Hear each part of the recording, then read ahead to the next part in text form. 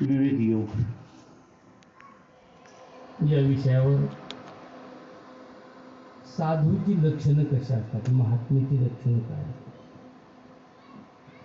महात्मा नेमका कसा त्या ठिकाणी ओळखला जातो याविषयी भगवान श्रीकृष्ण अर्जुनाला सांगत असताना, या महात्म्याविषयी बोलत असताना आपण काय जिंकलं पाहिजे, त्याच्यासाठी आपण कसे काय प्रयत्न केले पाहिजेत. म्हणून खऱ्या अर्थाने 5 ज्ञानेंद्रिय आणि अहंकार हे ज्यांनी जिंकलं, याच्यावर ज्यांनी विजय मिळवला, 3 गुण, अशी ही अष्टधा प्रकृती, पंचमहाभूत, 3 गुण आणि अहंकार. आणि हे अष्टधा प्रकृतीवर ज्यांनी त्या ठिकाणी आपलं सर्वस्व गाजवलं किंवा सर्वस्व मिळवलं, यांना ज्यांनी आपल्या ताब्यात आणलं. मग हे ताब्यात आणण्यासाठी काय करावं लागेल, कशा पद्धतीने त्याचं नियमन करावं लागेल, याविषयी ज्ञानेश्वर महाराज बोलतात. आणि हे कोण करू शकतो, तर वास्तविक पाहता हे करण्यासाठी ज्यांनी साधूची सेवा केली, साधूची सेवा करून खऱ्या अर्थाने साधूचं जे काही तत्वज्ञान आहे, या तत्वज्ञानानेच आपण यांना जिंकू शकतो, त्याच्यावर विजय मिळू शकतो. बाकीचे उपाय नाहीत का, बाकीचे उपाय आहेत, पण ते उपाय कमी पडतात. त्या उपायाने आपण तिथपर्यंत जाऊ शकत नाही. म्हणून वास्तव पाहता हे गुण तसे प्रकृतीचे गुण प्रकृतीचे प्रकृतीपासून तयार झाले. जोपर्यंत हे गुणातीत होता, जोपर्यंत हा गुणातीत होता, तोपर्यंत याला काहीच करायची गरज नव्हती, कशाची आवश्यकताही नव्हती. पण हा गुणातीत असणारा हा गुणामध्ये आला, म्हणजे या प्रकृतीच्या संगतीने इथपर्यंत त्याने म्हणजे प्रकृतीमध्ये प्रवेश केला. आणि प्रकृतीमध्ये प्रवेश केला की प्रकृतीच्या गुणाने तो जरी स्वतः मी कुणीतरी वेगळा आहे असं जरी असलं, तरी आता हिच्या संगतीने तो काही दिवसांनी दोघांचं ऐक्य झालं आणि ही प्रकृतीची मी आहे असं म्हणलं. हा परिणाम त्याच्यावर कोणामुळे झाला, गुणामुळे. बरं, गुण एकच आहे असं नाही,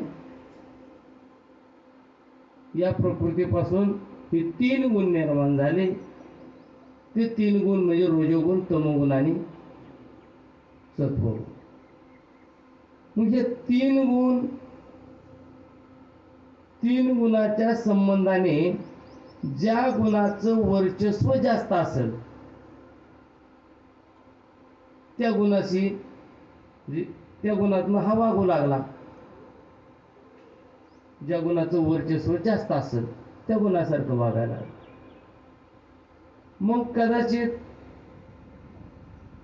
तमोगुणे, रजोगुण आणि सत्वगुणी, प्रत्येक जणाकडे सत्वगुण जास्त असेल असं काही नाही. मग ज्याच्याकडे जो गुण अधिकचा असेल, 2 सुप्त अवस्थेत राहतात, आणि एक कार्यरत राहतो तिघापैकी. म्हणजे आपण जे काल्यात वगैरे ऐकतो ना, म्हणजे चोरी करायला जायचं असल्यावर सराटे न्यावे लागते. सराटे कसं 3 काटे, 2 खाली असले की 1 वर. तसं एक गुन्हाच आहे. 2 सुप्त अवस्थेत असला की 1 चालू असतं. बरं, कुठला जास्त चलल? हे तिन्हीपैकी ज्याला जास्त खुराक भेटेल तो जास्त राहील. म्हणजे आधारित कशावर येईल? खुराकावरच आधारित आहे ना, आहे का नाही? खुराक म्हणजे कायिक, वाचिक, मानसिक. नुसतं एकच आहार आहे असं नाही. कायिक, वाचिक आणि मानसिक. आता इतक्या लांबून आपल्याला असं यायचं म्हणलं जरा जड जाईल, पण आपण शॉर्टकटने होतो. मग कायिक म्हणजे शारीरिक, शरीराचा असणारा म्हणजे आहार आहे, वाचिक आहार आहे आणि मानसिक सुद्धा आहारच. मग शरीराने जो आहार घ्यायचा, शरीराला जो आहार लागतो तो आहार कसा असला पाहिजे? जर आपल्याला इकडे जायचंय, अमानित्व पदाकडे जायचंय, मान नको असेल, तर आहार सुद्धा सात्विक असावा लागतो. निव्वळ सात्विक आहाराचं जर सेवन केलं आम्ही, तर त्या आहारापासून तयार होणारे धातू म्हणजे रक्त, ते सात्विक तयार. रक्त जर सात्विक तयार झालं तर धातू हे सात्विक होतील, त्याचं आचरणही सात्विक राहील आणि विचार सुद्धा सात्विक राहील. मग एक आहार, मग एकाचा आहारावर भागल का? माणसाचं असं काही नाही, एक आहार सात्विक असतो. हे म्हणजे आम्ही माळकरी आहेत, आम्हाला फक्त पालेभाज्या चालतात, दुसरा आम्ही काही खात नाही. ठीक आहे भाऊ, चांगली गोष्ट आहे. तू हे माळ घातली असेल, माळ घालणं म्हणजे फार विशेष नाही. माळ घालणं म्हणजे माझ्या भाषेत मला तर असं सांगा वाटतं, ही शेतीला केलेलं कंपाऊंड. आणि कंपाऊंड कशासाठी करायचं? तर दुसऱ्याचा त्रास आपल्याला होऊ नये. आपल्या जमिनीत असलेलं पीक दुसऱ्याच्या ढोराने खाऊ नये. कदाचित आपले सुटून खाते तर दुसऱ्याचा पुढे विचार कर. याचेच कंपाऊंडच्या बाहेर जाता येत नाही, याचे सुटले की याचेच खाते. असं काय नाही, दुसऱ्याचे खातील असं नाही काय. आणि म्हणून याच्यासाठी हे कंपाऊंड चांगली गोष्ट आहे. म्हणजे आम्ही माळकरी, आमचा आहार सात्विक आहे. खूप चांगली गोष्ट आहे, तुमचा आहार सात्विक आहे. एक आहार, शरीराचा आहार सात्विक असेल, पण बाकीचे आहार आहेत ना, मानसिक आहार कसा आहे तुझा, तोही अवलंबून आहे. त्या मनाने तू कशाचं चिंतन करतो? कोणाचं चांगलं करण्याचं चिंतन करतो का कोणाचं वाईट होण्याचं चिंतन करतो? नेमकं तुझ्या मनात चाललंय काय ते मला नाही दिसत, पण कोणालाच दिसत नाही असं नाही. ते ज्याची त्याला दिसत, आणि त्याची त्याला कळलं तरी खूप काही कळलं. जगाला कळावं असं काही नाही, आणि तुम्ही कळूनच द्यावा असंही नाही. ते तुमच्या आचारावरून, तुमच्या विचारावरून कळत असत. झाड जाणीजे फुले, मानस जाणीजे बोले, भोग्य जाणीजे केले पूर्वजन्मीचे. बर का? हा वा, भोग कधीचे असते तर पूर्वजन्मी जे केलं ना ते आता भोगावं लागतं. आता केलं, आता नाही भोगायला येत.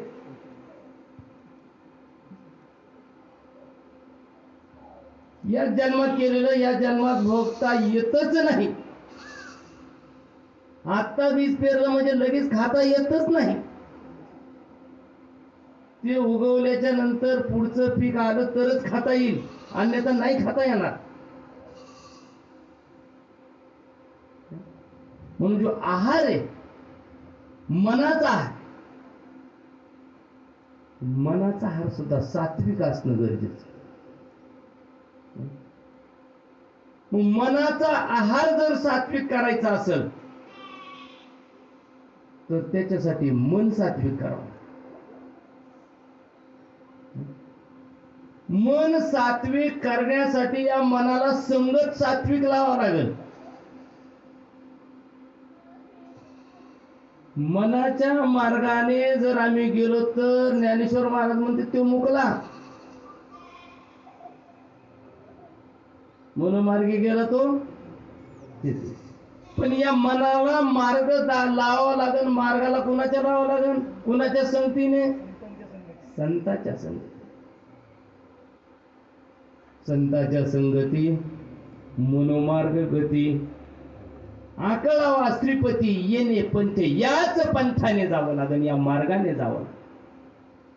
आणि याच मार्गाने गेलो तर आम्हाला तो साधूच्याच मार्गाने वास्तविक पाहता त्या परमात्म्याची प्राप्ती करू. ते मन आमचं त्या मार्गाला लागेल. किमान मला असं म्हणायचंय की ते सात्विक मार्ग पडले नव्हे, त्याला जग सुद्धा सात्विक दिसत. ते दिसणं सुद्धा बरंच मनावर अवलंबून. आणि हे सात्विक कधी होईल हे मन? तर त्याचा आहार, वाचिक आहार जर त्या ठिकाणी सात्विक झाला, म्हणजे वाचेने जर अगोदर त्यांनी भगवंताचं नामस्मरण केलं, वाचा शुद्ध झाली, वाचा जर पवित्र झाली, तर वाचेने तो काही वाईट वक्त बोलणार नाही. आणि जे वाईट वक्त कधीच जर ते वाचेने बोलला नाही तर त्याच्या अंतःकरणापर्यंत, मनापर्यंत ते वाईट पोहोचण्याचं काही कारणच नाही. पण आमचं बोलतानाच म्हणजे शब्दरचना नीट होत नाही. काय करावं, आमचं व्याकरण सुधारित नाही. तर व्याकरण कळतच नाही आम्हाला. सरांना मी बऱ्याच वेळेस म्हटलं, सर मला व्याकरण तरी शिकवत. सगळी व्याकरण शिकवत नाही.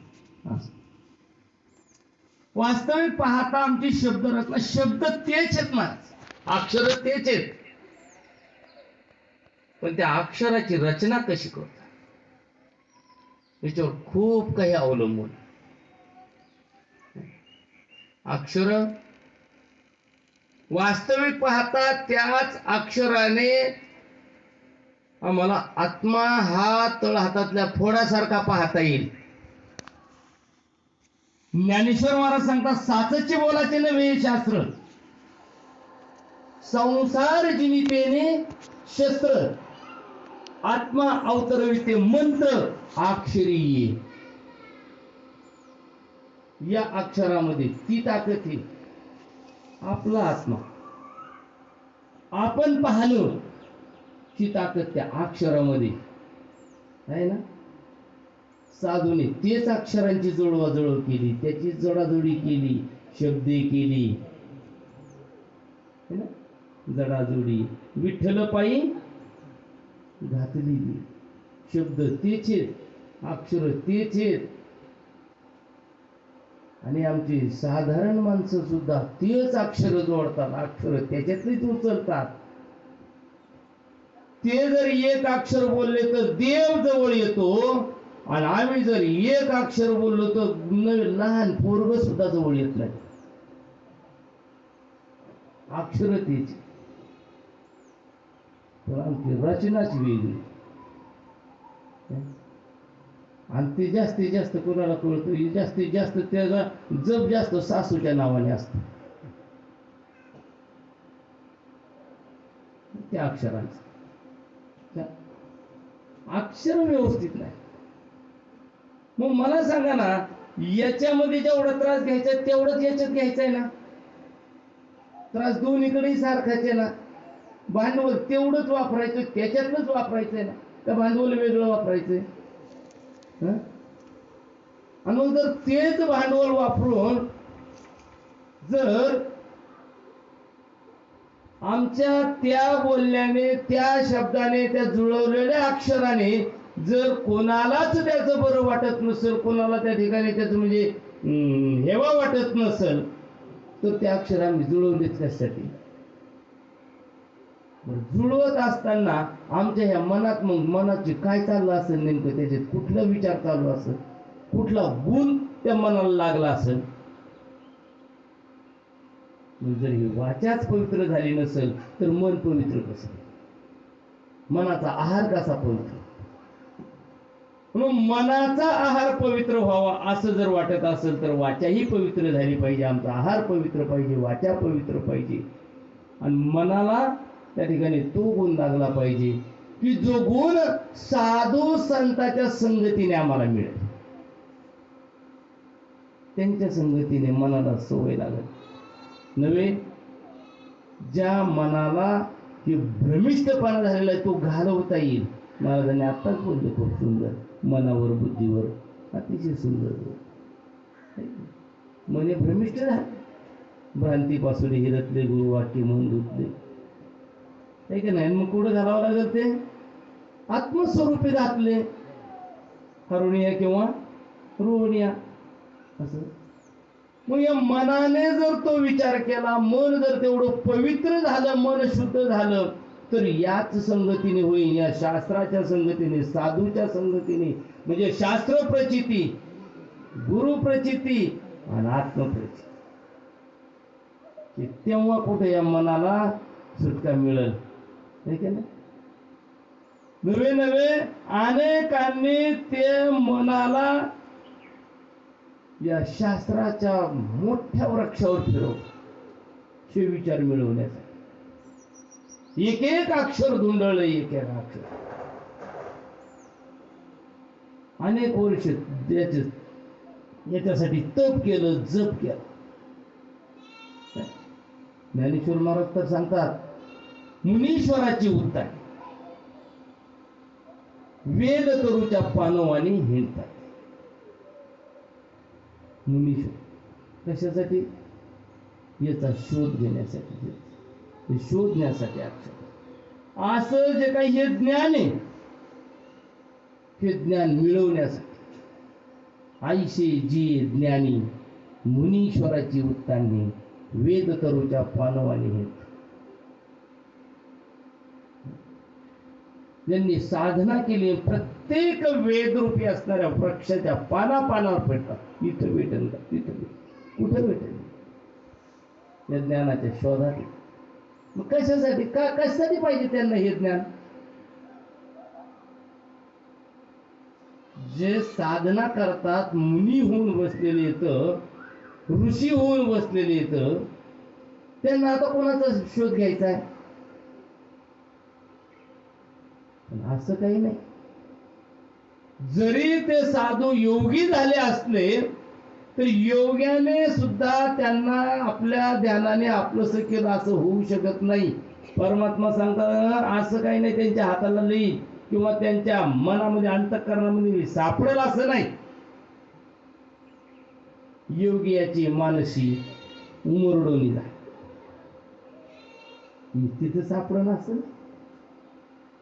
योग याच्या मनाला सुद्धा मी कधी आढळतच नाही. योग साधना करू नये कोणी म्हणत असेल ना, मी त्याला धरीन नाही, ते धरू शकत नाही. पण साधी भोळी आमच्या जनाबाई सारखे जिला वेदाचा अभ्यास नाही, तिने धरीला पंढरीचा चोर, गळा बांधून यावे असा तिने धरा. मग जर जनाबाईला सापडत असेल आणि योग्याच्या मनाला तो ओलांडून जात असेल, हे नेमकं दोन्हीत बदल काय असेल? काहीतरी बदल असल्याशिवाय तो तिथून जाणार नाही. मग काय बदल असेल? बदल एकच आहे की जनाबाई सारख्याची जी भक्ती होती, जो भाव होता, तो साधा होता, भोळा होता.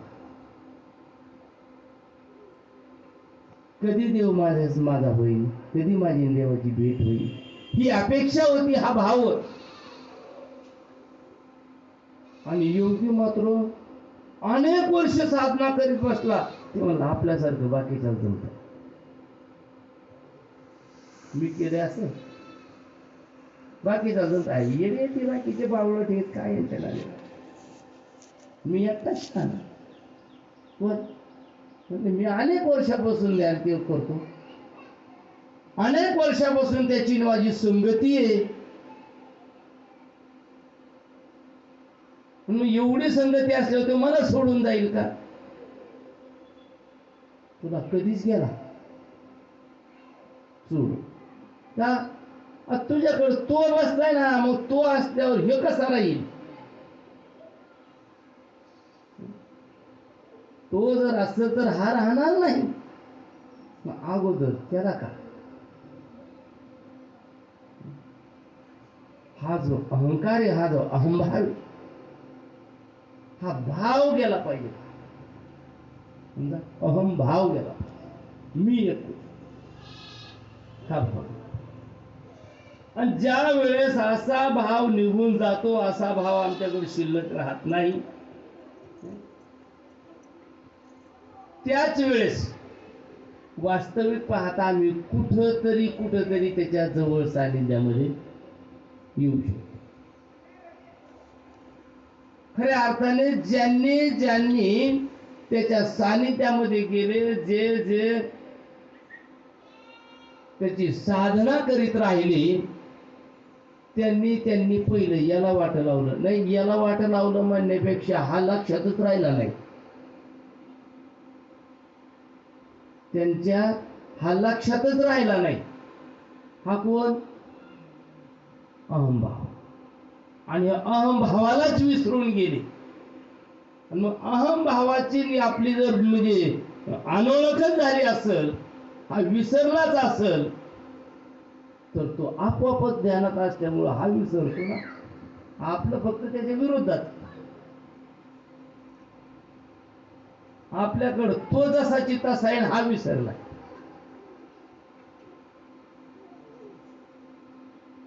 तो जसाची तसाची जसा तसा आम्ही साधक असूनही तसाची.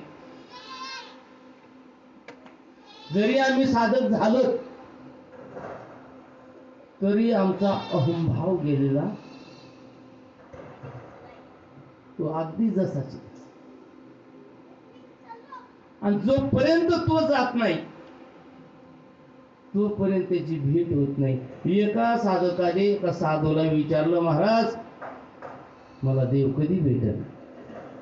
ते म्हणले मी मेल्यावर भेटा. कधी भेटेल?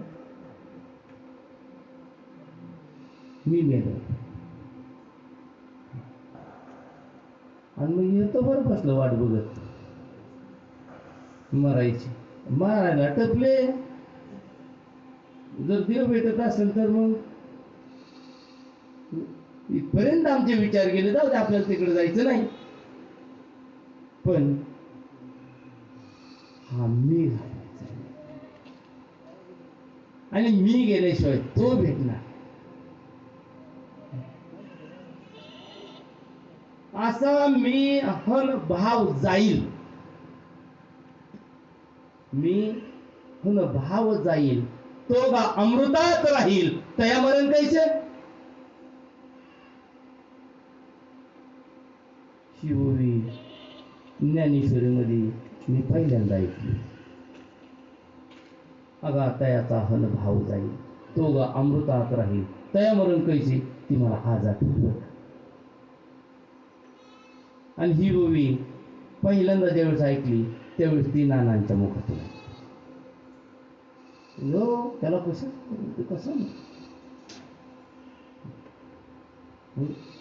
मी कसं मरण म्हणजे का नाही मरणार असं. पण ज्या वेळेस त्याचा हा भाव जाईल, मी हा भाव जाईल, त्यावेळेस त्याला मृत्यू आहे का? नाही. मग तो अमृतात राहील, अमृतात. तो असा आहे. आणि अशी जी स्थिती होती, त्याचा मी हा ज्यावेळेस भाव जातो खऱ्या अर्थाने, त्यावेळेस त्याचा हा अहंभाव शिल्लक राहतो. म्हणून ज्ञानेश्वर महाराज सांगतात, मग ज्या वेळेस अशी स्थिती होती त्यावेळेस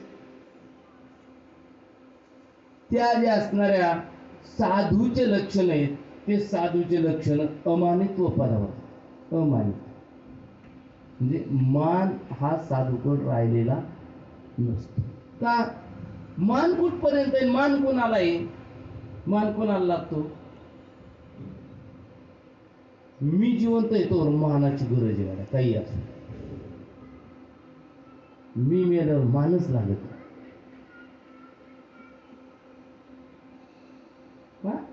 जर मी जिवंत आहे तोपर्यंत मान लागत असेल, तर साधू असूनही मी मरून जगतात.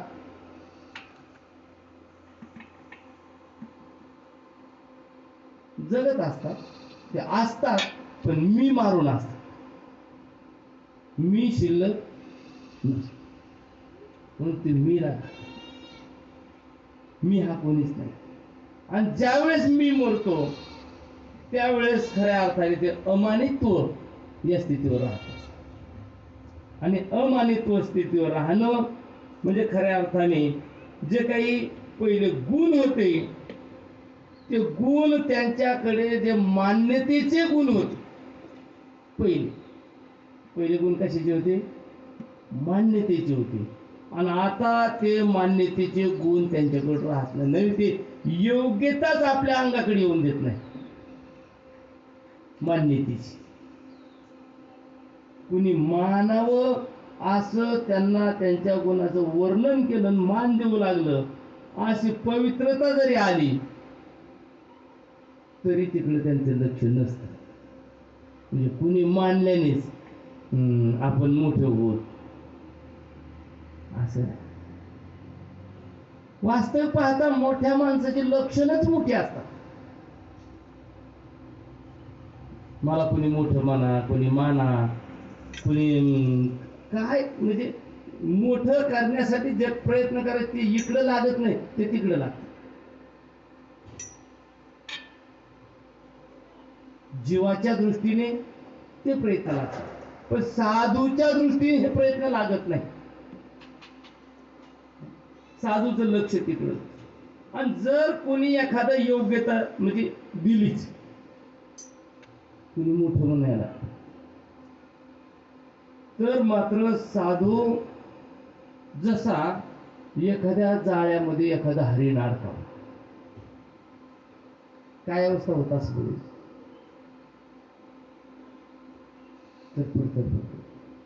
कधी सुटून जाईल इथून, असे याच्यासाठी उलघाल चाललेली असते.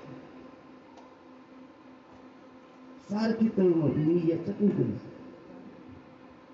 कशातून? त्या जाळ्यातून. त्याच्यासाठी सारखी एवढी धडपड, एवढी धडपड, एवढी धडपड. आणि मग असे धडपड जशी त्या मृगाची होते तशी साधूची तळमळ असते. नाही, ही स्थिती नको. असं कोणी आपल्याला चांगलं म्हणावं ही अपेक्षा नसते. आणि चांगलं म्हणू नये म्हणून ज्ञानेश्वर महाराज सांगतात, तै गजबजो लागे कैसा, व्याधे रुंदला मृगो जैसा, का बाही तरता वळसा दाटला जेवी.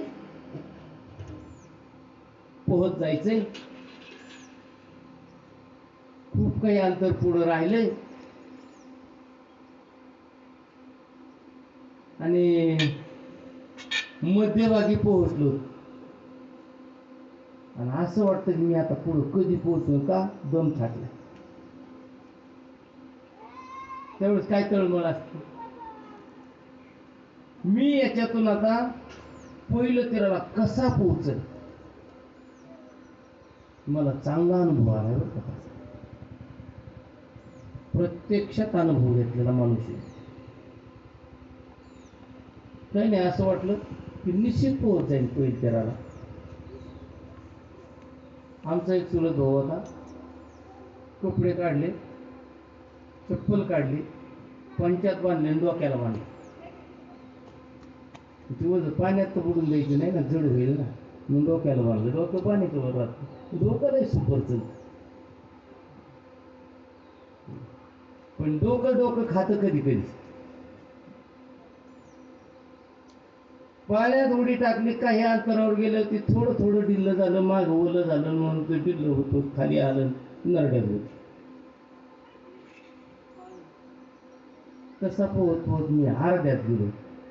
म्हणून आता पुढं जाणं बहुतेक शक्य नाही, पुढचं अंतर जास्त दिसतंय, मागं जावा. पण म्हणलं वळण्याच्या अगोदर पाहावा किती गावलोय. तर मागं पाहिलं तर तेवढंच अंतर होतं, पुढं पाहिलं तरी तेवढं. कुठं गेला तरी आता मारणारच. तू मागेही जा नाही तर पुढेही जा, कुठं गेला तरी आता काय समोर मृत्यू समोर आहे. मृत्यू समोर दिसला, झालं आता मरायचं तर आहेच ना. मी घाबरलो नाही, मरायचंच ना आता, नाहीतरी शेवटचा पर्याय काय? मृत्यू. मृत्यू हा शेवटचा पर्याय, म्हणून मृत्यूला घाबरायचं नाही. जर हे सत्य असेल, काय भगवंताच्या नामचिंतनाने जर मृत्यू येत नसेल तर मी थोडा वेळ बनत राहतो ना, काय बिघडलं? थोडा वेळ नामचिंतन करू, आणि मग असा विचार करत, नामचिंतन करत, चला जिथपर्यंत जाईल तिथपर्यंत जाऊ, असा विचार केला. पाहता पाहता अगदी इथून तुमच्या त्या बांबू इतक्या जवळ आलो. तुमच्या पाठीमागची जे आधार मंडपाला तितक्या अंतरावर आलो. एक वाळलं लाकूड मध्ये झाड उभं होतं, त्या झाडाला धरलं ना अर्धा तास त्याच्यावर बसलो. एवढं अंतर सुद्धा नंतर जाऊ वाटाना, पण तिथपर्यंत कसा येईल याची तळमळ वाटत. ते चिंतन तेवढं दाट झालं, तेवढं दाट नामस्मरण घडलं, आणि त्या नामस्मरणात मी बुडल ही भीती माझ्या मनातली निघून. भीती नाही, ते माझ्या लक्षातच आलं नाही. मी मरणारे हेच लक्षात आलं नाही. म्हणजे वास्तविक पाहता आपल्या बाहुबळाने तर म्हणजे पहिलं तेराला जात असताना जशी ही बुडण्याची भीती असती, ही जर मनातली गेली तर तो बुडतच नाही. तो निश्चित पहिल तेराला गेल्याशिवाय राहत नाही. तसं साधूचा विषय तसा आहे महाराज.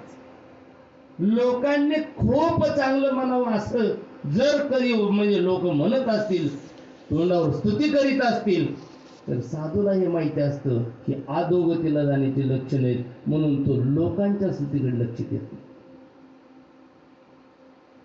त्याच्यातून अलिप्त कसं त्यांना वेगळ्या विषयाच्या नादी लावीन आणि यांचे तोंड गप्प करीन, हे साधू नाही.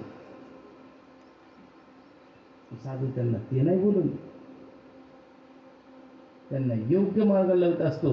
त्यांच्या तोंडामध्ये दुसरं काहीतरी देणार, काहीतरी म्हणजे अरे नामचिंतन करा, अमक करा, तमक करा, हे करा, या मार्गाला लावेल.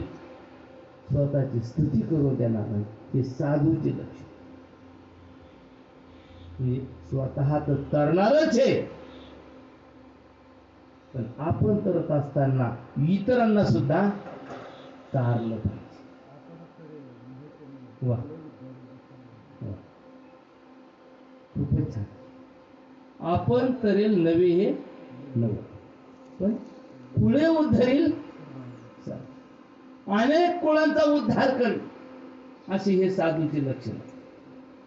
म्हणून ज्ञानेश्वर महाराज सांगतात, किंवा भगवान श्रीकृष्ण अर्जुनाच्या निमित्ताने बोलतात, पार्था तेने पाळे सन्माने जो साकडे, गरिमी ते अंगाकडे येऊच नाही.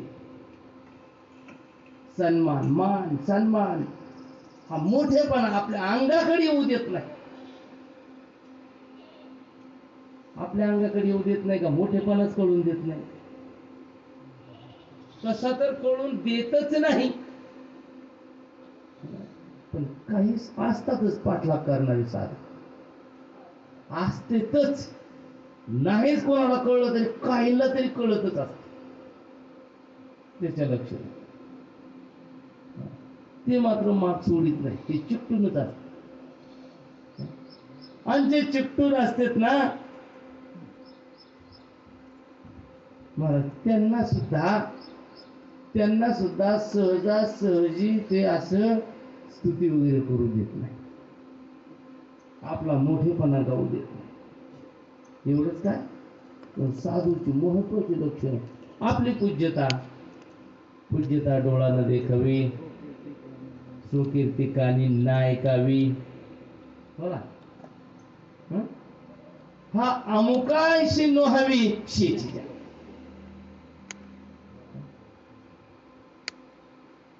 हा अमका आहे, हा साधू आहे, हे लोकांना कळू नये. का साधू कळावा असताना कळावा, आणि जो कळल्यासारखा वाटतो तो साधूच असतो. मला माहित नाही,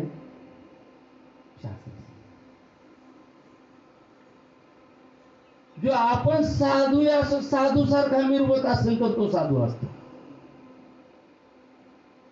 लोकांना कळण्यासाठी.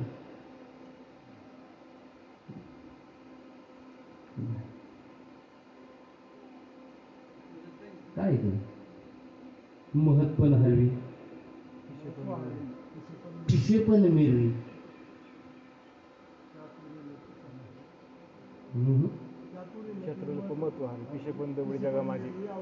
चातुर्य लपवी महत्व हरवी, पिशेपण मिरवी आवडून. हे साधूचे आपलं चातुर्य साधू दाखवत. मग जे माग लागलेत ना, ज्यांनी पाठलाग केला ना,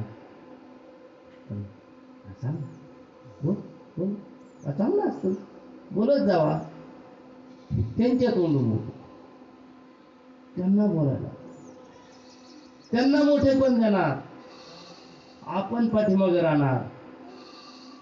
ज्ञानेश्वरी लिहिणं म्हणजे निवृत्तीनाथाचं काम नव्हतं का? निवृत्तीनाथाला जमत नव्हतं.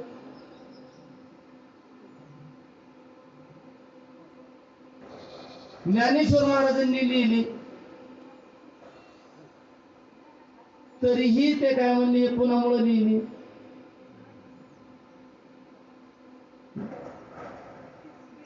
धर्म कीर्तन केले ते हे सिद्धी, किंबहुना तुमच्यामुळेच.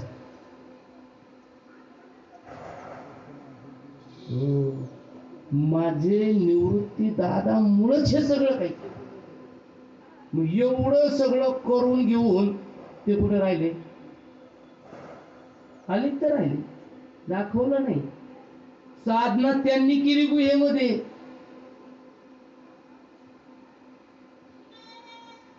आई वडील गेले, त्यांनी तिथं पाहिले त्र्यंबकेश्वराच्या त्या गुहेमधून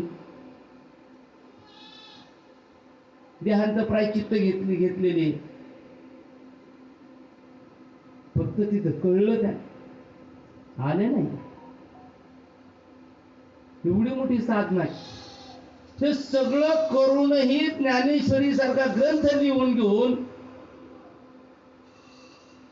सर्व ज्ञान आपल्या भावंडांना म्हणजे वास्तविक पाहता शिष्यांना देऊन आली तर जगाला कळू दिलं नाही.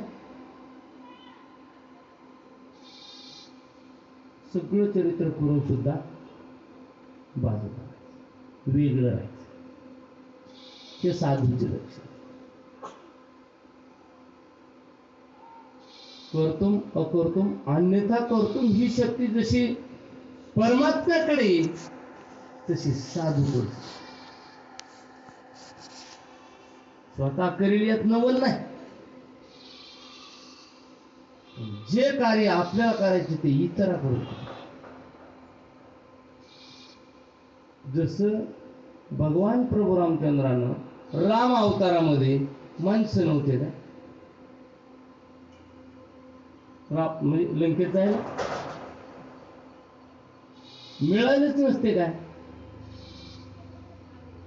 वानर हाती लंका घेवविली म्हणे तो का? त्यांच्याकडून करून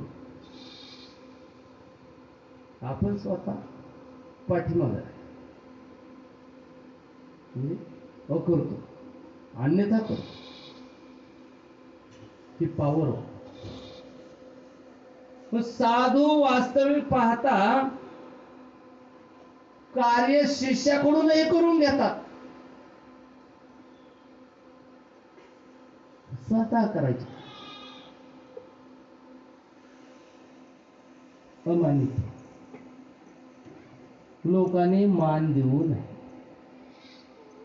मान मान्यतेत गुंतू नये.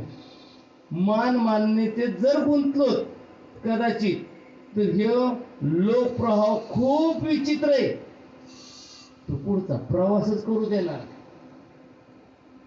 तो इथंच गुंतून ठेवी. म्हणून तिथं सत्काराचा विषय राहत नाही.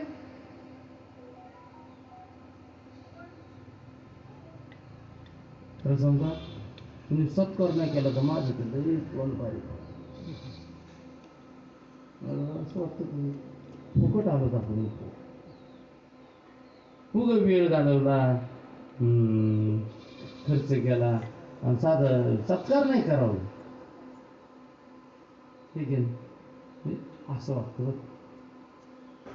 पण वास्तविक पाहता हे साधूचे लक्षणं सांगितले, ते सत्काराचे कोणाचे विचार करत नाही, ते सत्काराची केबुठी की आदरा देईल भेटे, कुणी आदराने यावं, मोठ्या प्रेमाने आपल्याला भेटावं, नमस्कार करावा, पाया पडावा आणि आदराने मान सन्मानाने घेऊन जावं वाजीत गाजीत, अशी अपेक्षा काही नाही. अशी काय, जर उलट एखाद्याने नमस्कार केला तर साधूला असं वाटतं की हे ठेवलेला बरा, मृत्यू आलेला बरा. फुकट कोणाचा नमस्कार,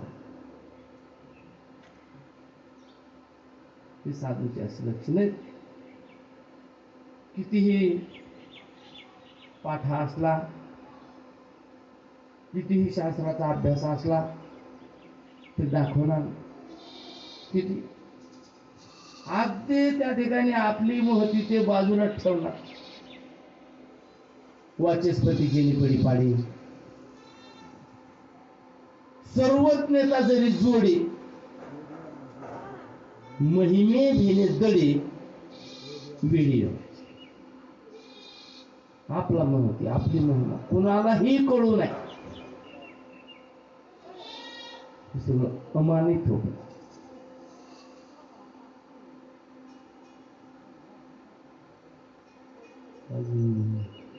व्हायचे परत हरिपाठ व्हायचा,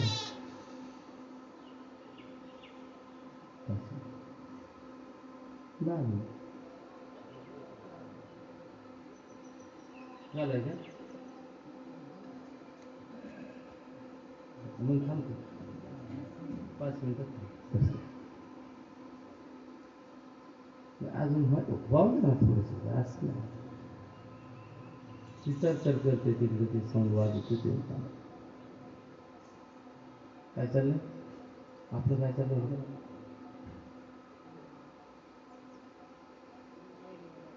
वा महिमे भेने दडे वेळी, आपला महिमा वाढवणार, महती वाढवणार. योग्यता केवढी, साधूची योग्यता जर पाहिली ती योग्यता केवढी, देवांचे गुरु वाचस्पती त्यांच्यासारखी योग्यता. देव माहिती आहेत सगळे आपल्याला का वाचस्पती माहिती आहेत? आपण सगळेजण पूजा करतो देवांची का वाचस्पतीची म्हणजे बृहस्पतीची?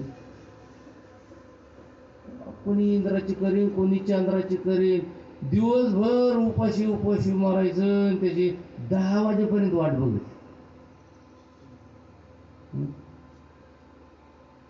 परत परत काय म्हणतात माहिती का, 9 वाजता एवढ्या व्याकुळ होत्यात, मोदक तयार, दिवा लावून तयार.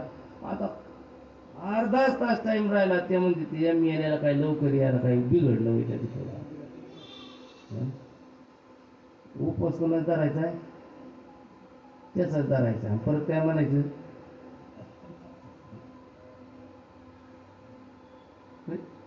काय म्हणायचं ते म्हणून आपल्याला काय करायचं असं. म्हणजे वास्तविक पाहता आपण एवढी त्याची योग्यता असताना सुद्धा साधू आपल्या अंगाकडे कधीच काही येऊ देत नाही. मी हे केलं असं, माझ्यामुळं घडलं असं कधी म्हणत नाही. त्याचं जर आपल्याला एक उदाहरण पाहायचं असेल तर छोटा असा एक दृष्टांत देतो. ज्यावेळेस सीतेचा शोध करण्यासाठी आमच्या हनुमंतरायला होते हे ना, आमच्या गळत्यातली माहिती आहे. रामायणात खूप लक्ष असतं त्यांचं.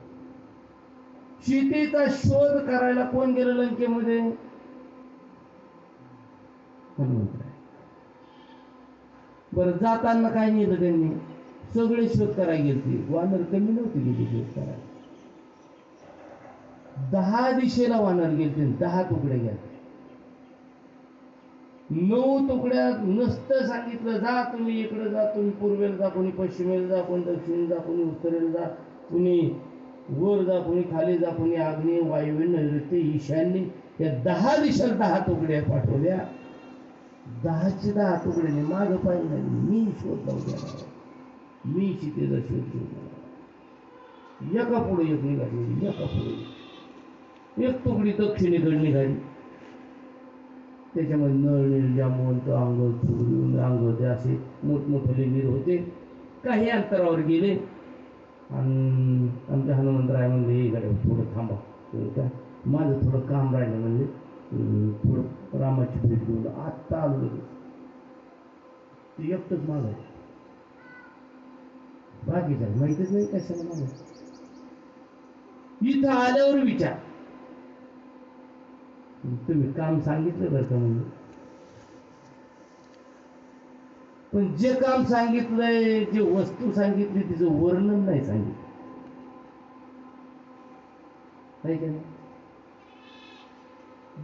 जी वस्तू शोधायची ती वस्तू कशी हे जर कळलं नाही तर शोधायचं काय?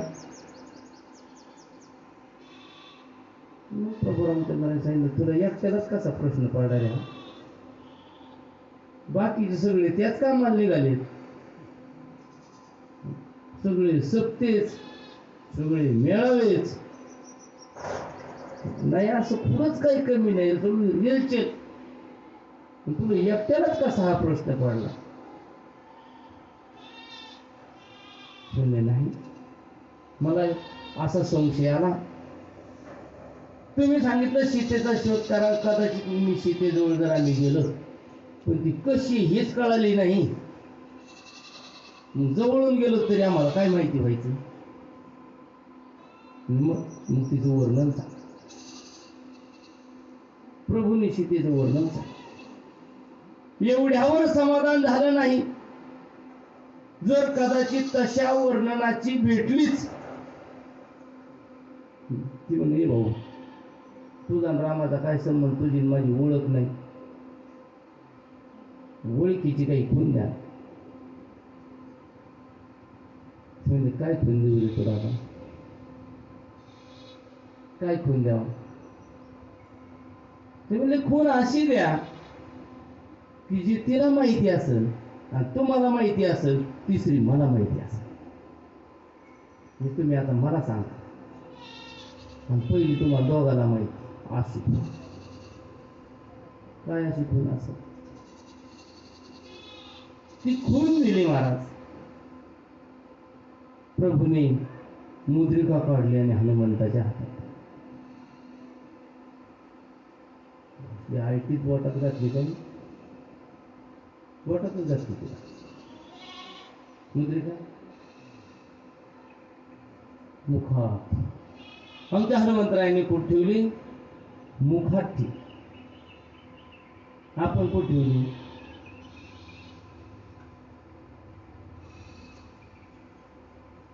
आपल्या सगळ्यांची दिली का आपल्याला पण खून म्हणून ओळखायला? दिली ना? हो, ते सासऱ्याने दिलेले असेल.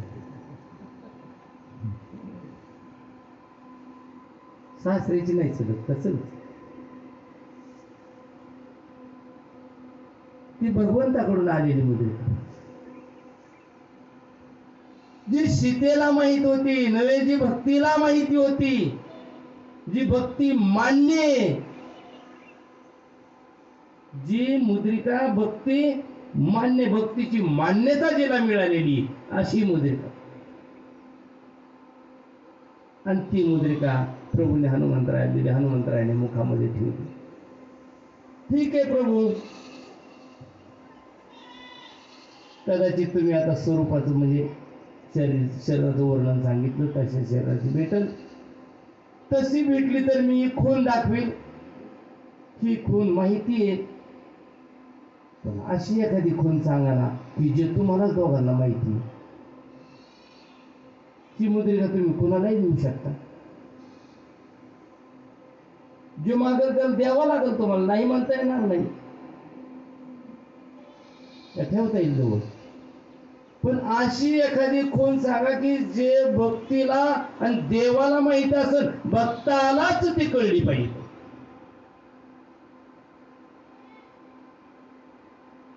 प्रभूने सांगितलं हनुमंता सांगतो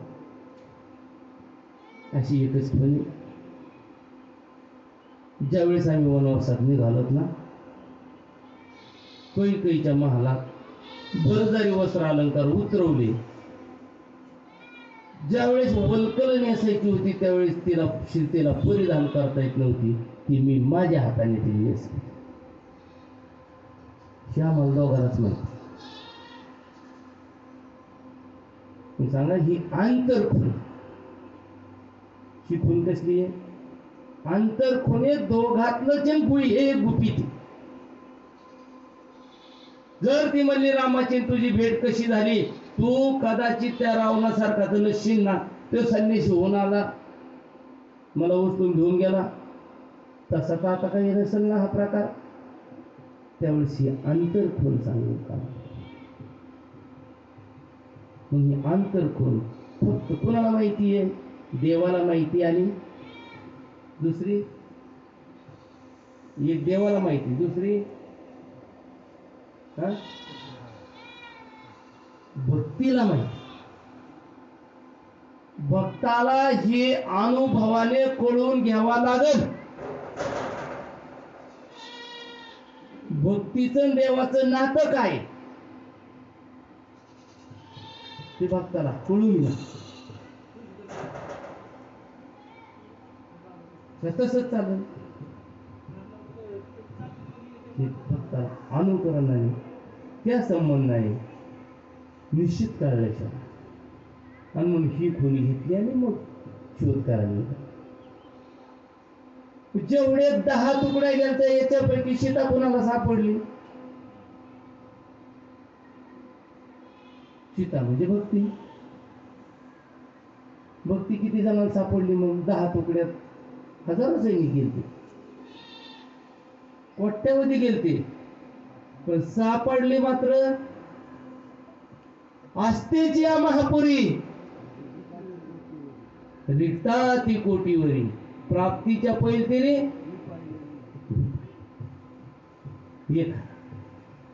काय एखादा तो मुळातच त्या ठिकाणी ज्यावेळेस निघायचंय आपल्याला प्रवासाला, त्यावेळेस खरंच आपला प्रवास होईल का आपण तिथपर्यंत जाऊ शकतो. जाण्यासाठी काय केलं पाहिजे मित्र?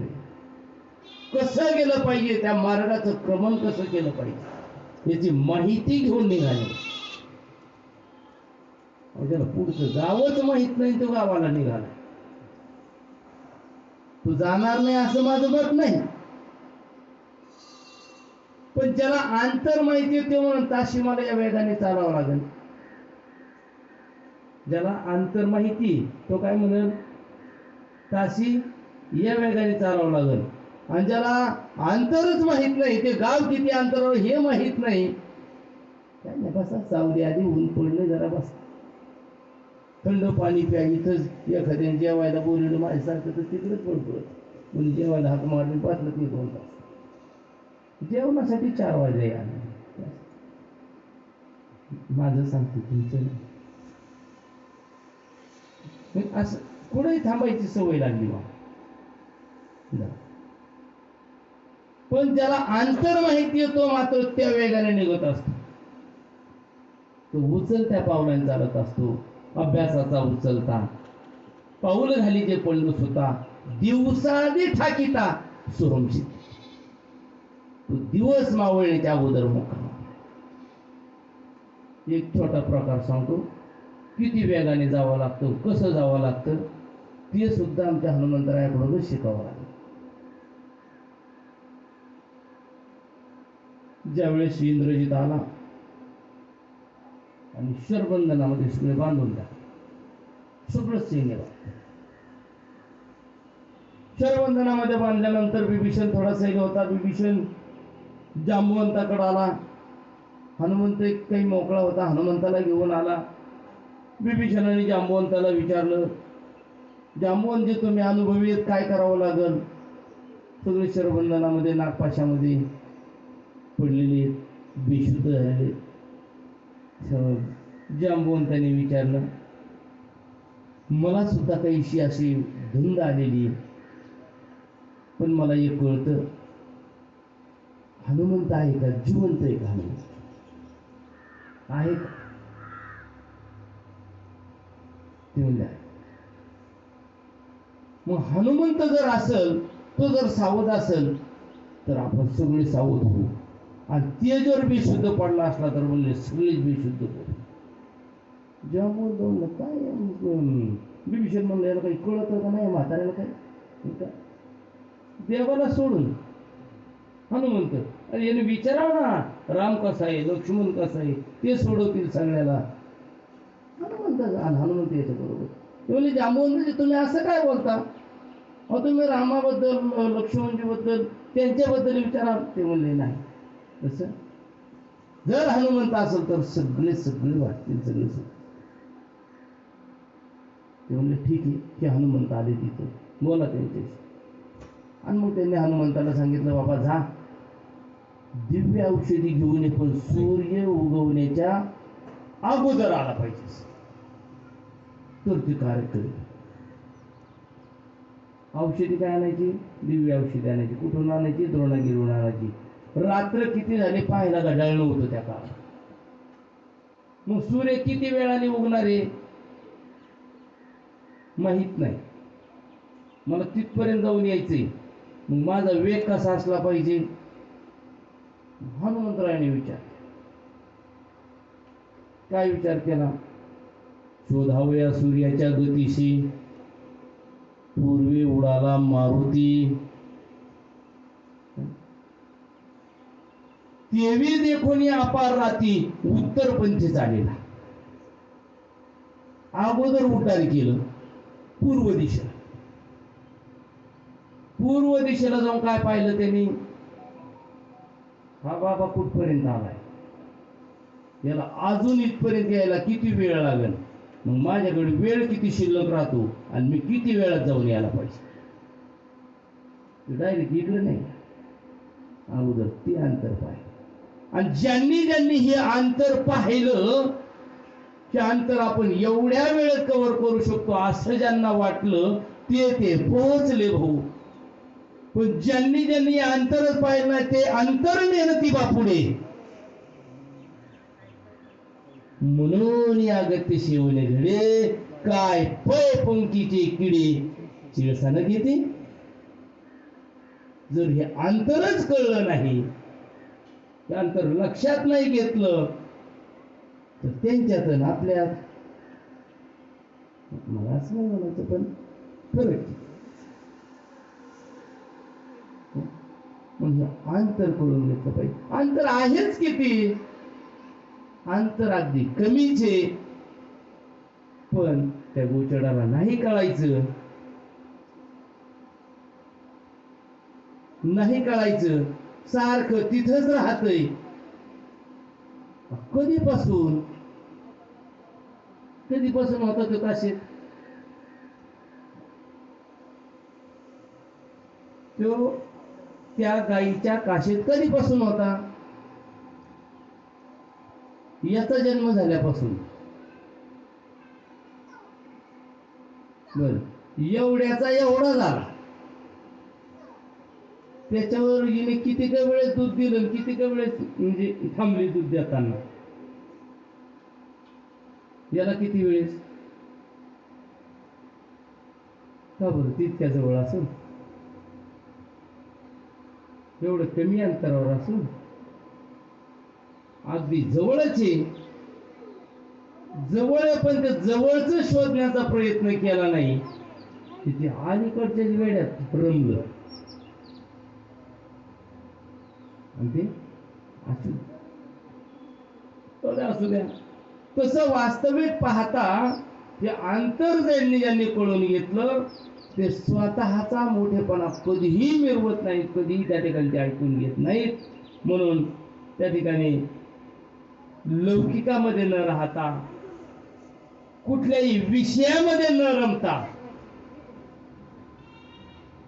विषयाचं त्यांना सुख नाही आणि दुःख नाही. म्हणून मला सांगतात तरी कोणीही विषयीचे साम्य होणे न रुचे, संभावितपणाचे ओझे. जर कोणी मोठं म्हणत असेल तर त्याचं ओझं वाटलं पाहिजे, आणि ते ओझं म्हणजे सामान्य नाही. म्हणून ज्याने एवढं कार्य केलं तो अलिप्त राहिला. सांगता सांगता राहिलो मी, दुसरीकडे वळालो. सीतेचा शोध लावला असला तरीही स्वकीर्ती सांगितली नाही. ब्रह्मदेवाला सांगितलं पत्र लिहून दे, जर तुला त्याला कळवायचं असलं तर. मला माहिती पत्र कोण लिहून दिलं, पत्र लिहून दिलं कोणी, ब्रह्मदेवाने. वाचलं, तुम्हाला नाही माहिती, तुम्हाला रामायणाचा अभ्यासच नाही करायचा, रामायण काहीतरी कथेवरील आता तुम्ही जाऊ द्या. वाचलं ते लक्ष्मणाने आणि ऐकलं सगळ्यांनी रामासहित. पत्र लिहून दिलं ब्रह्मदेवाने. कुणाचं, हनुमंताने केलेली लंकेमधली ख्याती, पराक्रम, कीर्ती. तुमचं आमचं कोणी लिहिलं, आपलं काय नाही. आपलं पत्र आपण कधी वाचून पाहिलं का, दुसऱ्याचीच वाची. पत्र वाचावं पण आपलं वाचावं. आपल्या कपाळावर सुद्धा ह्या त्रिवळी लिहिलेल्या आहेत, 3 ओळी. 5वीच्या दिवशी येऊन त्या बाई लिहून गेली, ठीक आहे ना. काय 7वीची राती जेवी न विसंबीचे वाटी. का बरं त्या दिवशी वाट विजून देत नाही तर, ते तुमचं आमचं पत्र लिहिलं गेले त्या दिवशी. म्हणून तसं ते पत्र ब्रह्मदेवाने लिहिले, वाचलं लक्ष्मणाने. आपलं सुद्धा लक्ष लावून मनाला वाचायला लावायचा. लक्ष आणि मन एकाग्र करावा. निश्चित पत्र वाचल्याशिवाय राहणार नाही. पत्र वाचलं तर आपल्याला कळलं काय मजकूर लिहिला आहे. आणि ज्याला आपलं लिहिलेलं कळालं ना, त्यांनी सरळ सांगितलं बा आपलं असं असं. ज्याने लिहिलेलं ज्याला कळालं त्यांनी पुढचं मजकूर सांगितलं. आणि ज्याने लिहिलेलंच पाहिलं नाही त्याचं मला काय माहिती नाही. म्हणून ते वाचित जावा लक्ष्मणाने आणि सांगत जावा रामा. असे हे ब्रह्मपत्र आहे. हे त्यांना कळालं, त्यांनी वाचलं आणि वाचूनही ते सांगून गेले बाकीच्यांना मजकूर. तेव्हा ज्यांना सांगितलं त्यांनी बी तसं वाचून घ्यावं असं काही नाही. म्हणून हे वाचलं, माहिती झालं, याचा मोठेपणा त्यांना वाटला नाही, याचं ओझं करून घेतलं नाही. जरी विषय कळाला असला त्या विषयाचा ओहापोहा केलेला नाही. म्हणून कोणीही विषयीचे साम्य होणे न रुचे, संभावितपणाची ओझे जया अशा असणाऱ्या सद्गुरू सच्चिदानंद ब्रह्मलीन आत्याबाई वास्तविक पाहता तोपर्यंतही आपली महती त्यांनी कोणाला कळू दिली नाही.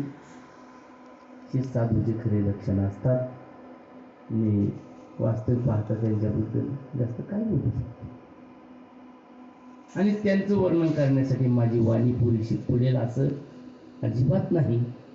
म्हणून या ठिकाणी वाणीला पूर्ण विराम दिलेला बरा. म्हणून न्यूनते पुरते अधिक ते सरते करून घ्यावे तुमते हे विनवित असो. झालेली सेवा त्यांच्या चरणी समर्पित करून सद्गुरू सच्चिदानंद नानाबाबा बापूजींच्या चरणी समर्पित करून